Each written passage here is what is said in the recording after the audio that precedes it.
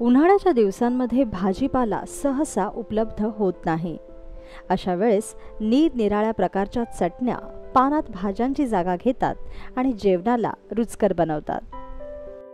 कैरीच्या चटणीचा तर उन्हाळ्याच्या दिवसांमध्ये मानच असतो.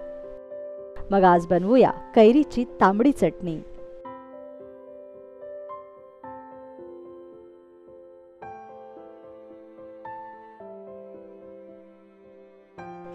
त्यासाठी आपल्याला लागेल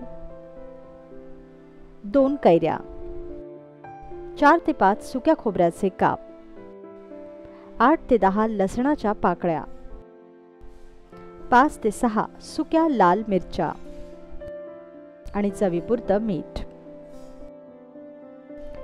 प्रथम मिक्सरच्या भांड्यात सर्व जिन्नस एकत्र करा.